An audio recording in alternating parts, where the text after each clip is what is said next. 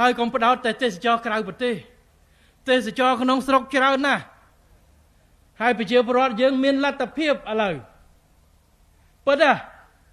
មុនកូវីដវាមានលទ្ធភាពច្រើនឥឡូវក៏មិនណយបានដែរចុងសប្តាហ៍មុនកកស្ទះនៅកោះកុងគ្រាន់តែផ្លូវ48តាន់សម្ពោធផងទៅដល់នោះឥឡូវកំពុងសោមចិត្តពេកហើយគាត់ធុញហើយគាត់រកកន្លែងថ្មីគាត់ចង់សមុទ្រគាត់ទៅសមុទ្រវិលល្ងាចបានគាត់ចង់មកភ្នំគាត់មានកន្លែងភ្នំគាត់ចង់មកកន្លែងទឹកពុះធម្មជាតិមានកន្លែងឲ្យគាត់នឹងហើយដែលបង្កើតពិពិធកម្មផលិតផលឲ្យច្រើនហើយយកតែអ្នកភ្នំពេញអ្នកខេត្តកណ្ដាលអ្នកកំពង់ស្ពឺអ្នកកំពង់ឆ្នាំងដើរលេងតំបន់នេះក៏យកទៅណាមិនអស់ហើយអ្នកកំពង់សោមផង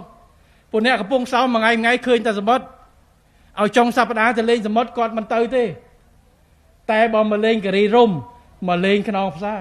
ពួកឥឡូវមានទាំងនេះទៀតខ្ញុំទៅខ្នងផ្សារថ្ងៃមុនឃើញសួរជិះម៉ូតូក្រុមអត្រៃក៏មានក្រុមក្មេងៗប្រហែលអ្នក 3-4 ម៉ូតូគ្នាគាត់ខ្ញុំថាទៅណាគាត់ថាគាត់ទៅ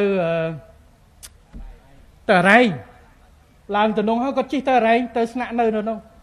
បាទឥឡូវអ្នកកោះកុងក៏មកតាមនេះបានអញ្ចឹងយើងធ្វើបណ្ដាញតភ្ជាប់នេះហើយគឺជាការភ្ជាប់សរសៃឈាមនិងការប្រែក្លាយកន្លែងសមរភូមិចាស់ទៅជាកន្លែងដែលផ្ដល់ក្តីសង្ឃឹមផ្ដល់នៅសុខសុវត្ថិភាពដែលជិះម៉ូតូមិនកិនមានតោនផ្ទុះដែលដើរចូលព្រៃមិនត្រូវកបត់ជើងដោយសារមីនដែលសុកចិត្តទៅឲ្យទៀកខំពេលយប់ហើយគេងនៅលើ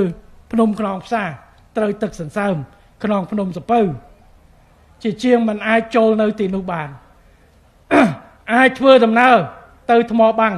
ទៅអរែងបន្តទៀតឆ្ពោះទៅកោះកុង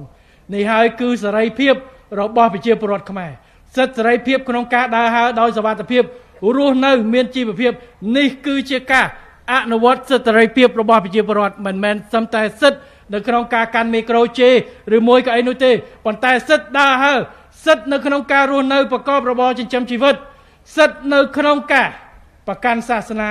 និងសិទ្ធិនៅក្នុងការទទួលបានការថែរក្សាសុខភាពការរៀនសូត្រ